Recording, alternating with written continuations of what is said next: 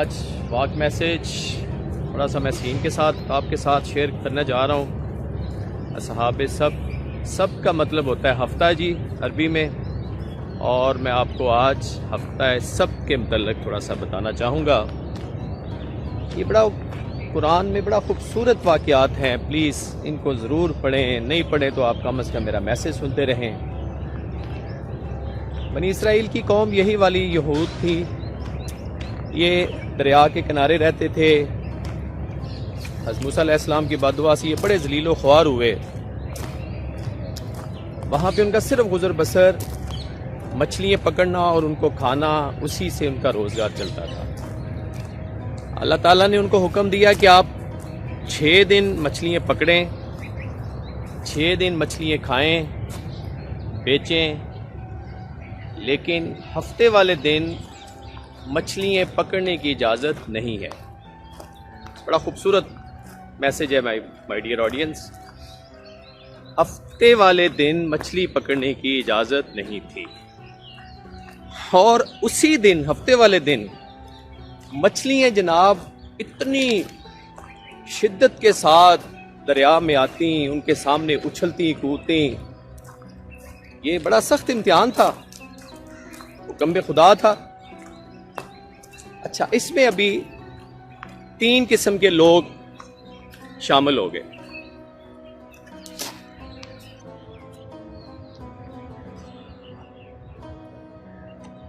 साहब सब की बात हो रही है जी। अल्लाह ताला के हुक्म से अल्लाह ने हुक्म दिया उनको कि 3 हफ्ते में 1 दिन आपने, हफ्ते वाले दिन मछली नहीं पकड़नी आपने। 3 गिरोह थे इस सिनेरियो में जो अल्लाह ताला के हुक्म। एक वो था जो नाफरमान हो गया, उन्होंने कहा क्या करें, भूखे मरें, हम तो मछली पकड़ेंगे और ये है वो है। एक वो था तबका जिसने टोटली नाफरमानी की।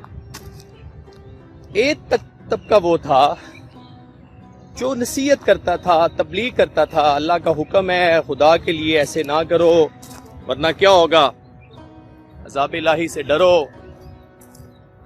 तो वो तो तबलीग करने वाला, जो आपको हमें लोग अच्छे नहीं लगते ना ये उस किस्म का तबका था जो सिरात मुस्तकीम पे कहते आए, अल्लाह ताला की नाफरमानी ना करें। ये एक वो था।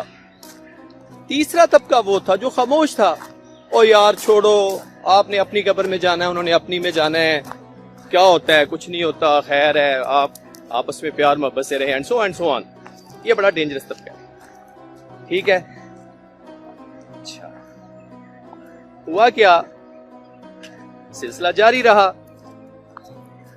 एक तबका वो, अच्छा पहले वाले तबकों में ना थोड़ा सा स्ट्रेटजी उन्होंने ये अपनाई कि उन्होंने हौज बनाने शुरू कर दिए कि जब हफ्ते वाले दिन मछलियाँ आए वो हौज में आके ब्लॉक हो जाएं और वो वापस ना जा सके, हम उसको अगले दिन हम जनाब उनको पकड़ लें ताकि हफ्ते को नहीं पकड़ दे।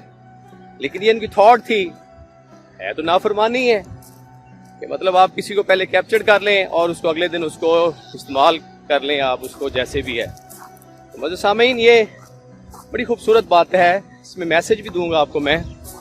तो हुआ क्या, ये हुआ ये इसमें कि अल्लाह ताला का अज़ाब आ गया। वो जो नसीहत करते थे उनको इंडिकेशन हुई, वो वहां से निकल गए और अल्लाह ताला ने उस कौम को बंदरों की शक्ल में कन्वर्ट कर। जब वो वापस आए क्योंकि वो एक स्पेसिफिक एरिया था, उन्होंने कैसे पहचाना कि कबीले के डिफरेंट लोग जो थे उनको देख के गले मिलना शुरू हो गए। दिस मीन्स कि उनको पता चल गया ये तो हमारे कबीले से हैं, ये तो हमारे कबीले से हैं।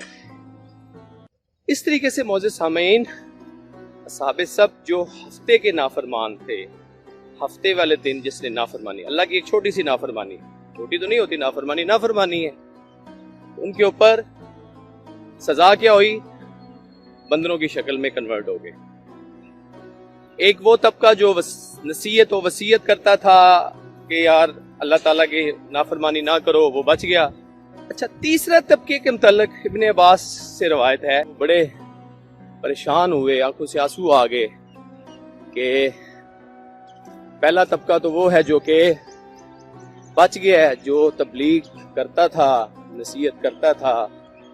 दूसरा जो नाफरमानी था वो तो बंदरों की शक्ल में कन्वर्ट हो गए। लेकिन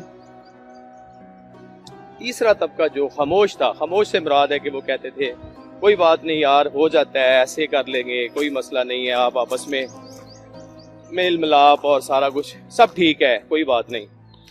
तो ऐसे लोग बड़े खतरनाक हैं, इब्ने अब्बास ऐसे लोग हम चल गए। उन तीसरे तबके का क्या बना? तो मोअज़्ज़िज़ सामीन, ये मेरा आज का मैसेज बड़े शॉर्ट टाइम में, मेरी कोशिश है कि छोटे छोटे वाक़यात को अपने ऑडियंस तक पहुँचाऊँ, अपने स्टूडेंट तक पहुँचाऊँ।